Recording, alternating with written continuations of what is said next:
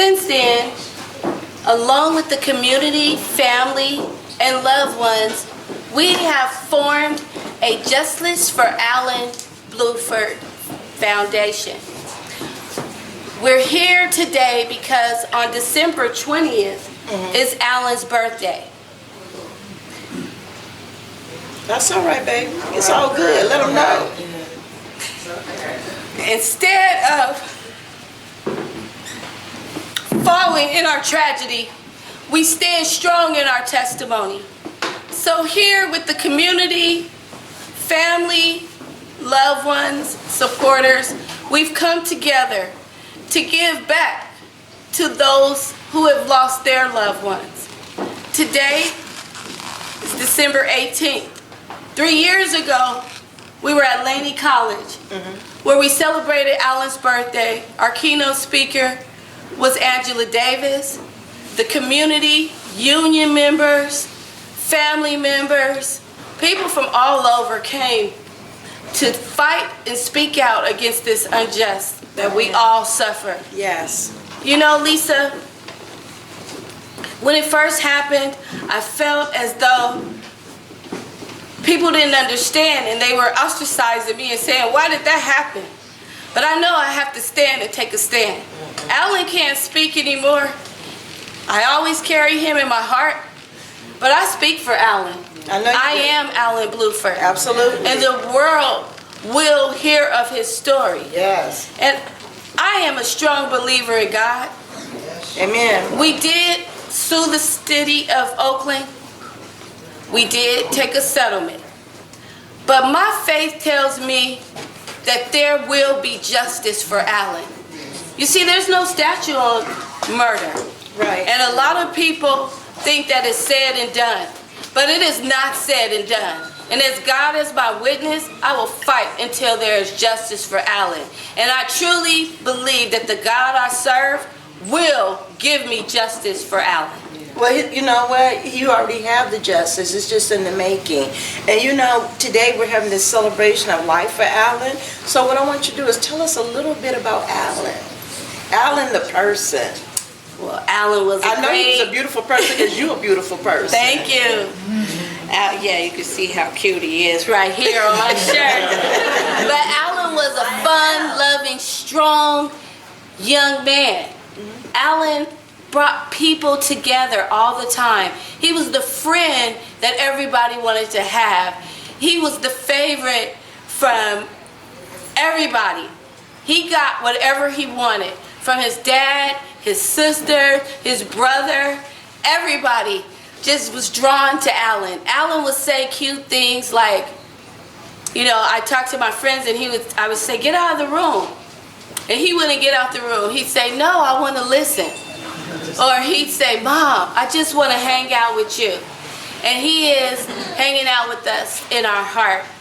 Alan has made all kinds of accomplishments in his life. He was a 3.0 grade point average student. He won championships for teams that he played on.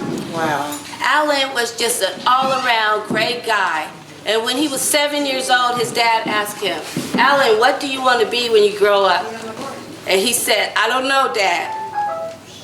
But whatever it is, it will be big. Amen. And it's big. And it's big, absolutely. You know, there's a lot of people who have lost their children at the hands of violence, but it's even worse when you lose it at the ones that you pay their salaries. Absolutely. You understand what I'm saying? Because you look to them for protection, you look to them for guidance, you look for them to be an asset to the community and not for them to come in and destroy your life. Absolutely. We pay them to protect and serve. But unfortunately, in today's society, they shoot to kill. This is not something that just happens out of the blue sky. This is something that happens every day in every city of the United States. And we as a community, as a family, as a people, have got to unite and say no more. That's why here at the Alan Blueford Center for Justice, my co-director, her name is Molly Costello. She was an RN for many years. But when this happened to Alan, she stepped out of her job in her community and stood up for Alan.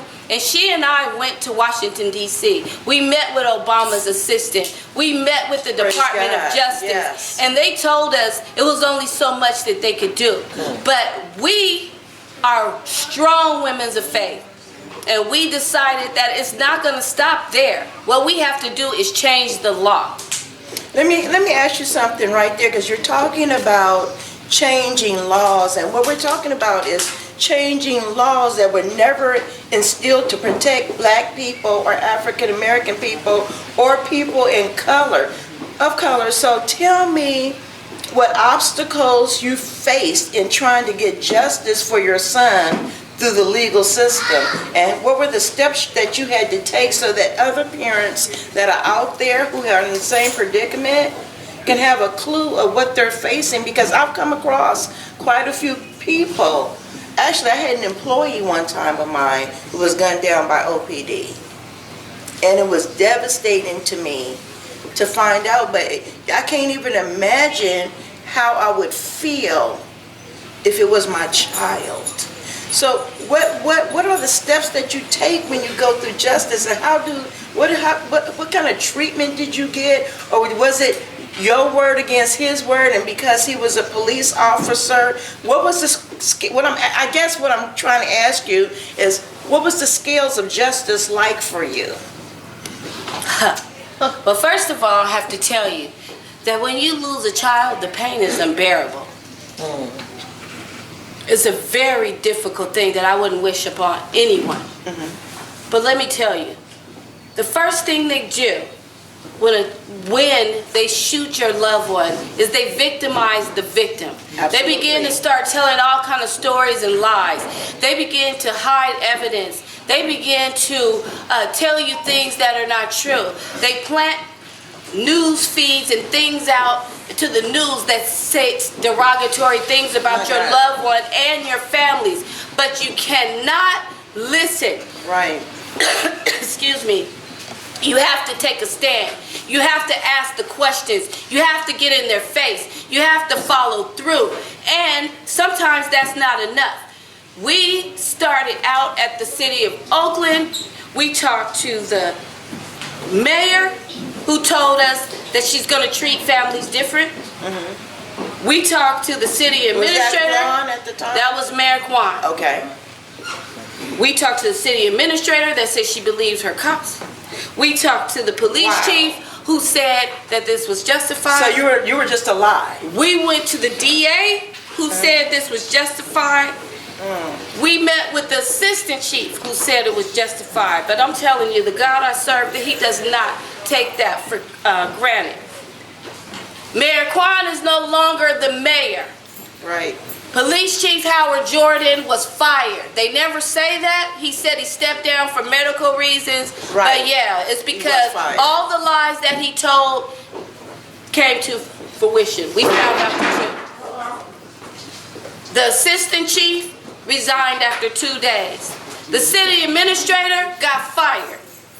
So all the people that had things to do with Alan's case are no longer in office. But God said he make your enemies your footstool now. And I stepped right all over them. That's right. That's why I went from the city to the White House. You have to get your own answers. You have to hire an attorney. You have to, even if you have to march, even if you have to do speak outs, even if you have to, whatever it takes, do not listen to what they say, because they will lie, they will cheat, they will do whatever they can to make themselves look good, and they will throw you under the bus and victimize the victim, as I said before. But as we know today, Alan's legacy will live on. This is a part of the legacy today. Alan was a giving young man. He worked at Skyline High School. He helped the disabled. He served them. He was best friends with everyone. That's what we want to do. We want to give to those who have the same kind of feelings that we have, that go through the same kind of things that we go through. And, you know. Okay, you know what? Okay, now we're going to wrap up and talk about your healing, because I remember earlier when I talked to you, you talked about being very angry for so long, and you talked about now releasing the anger.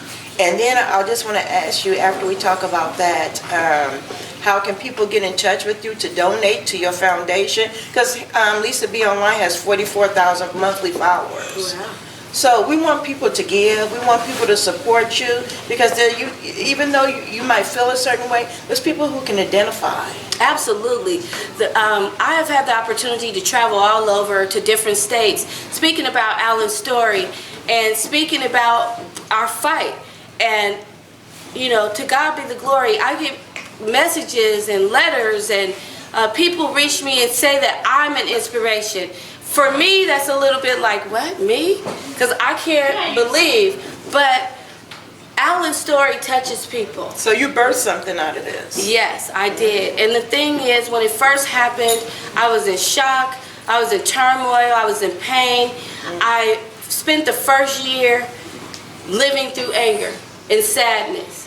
I was mad at everything. I walked in anger, I cried in anger, I talked in anger. I did everything angrily.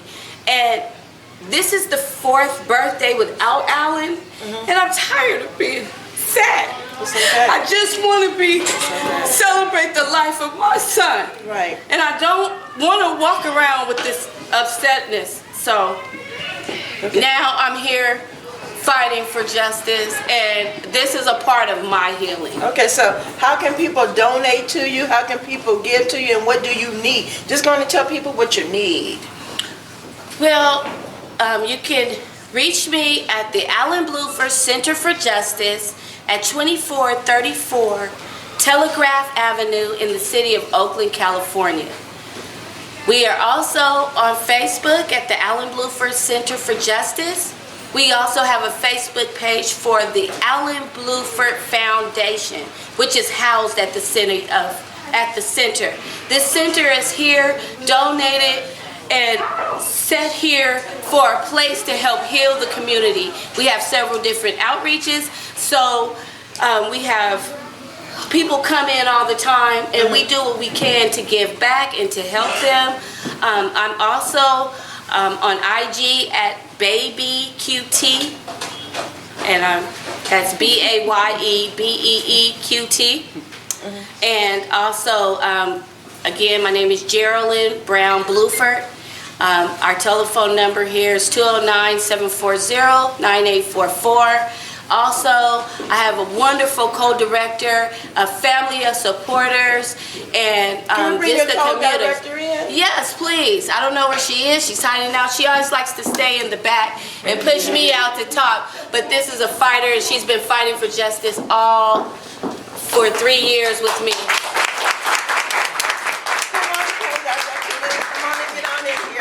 We couldn't do this without her. Tell them what you need. And the community.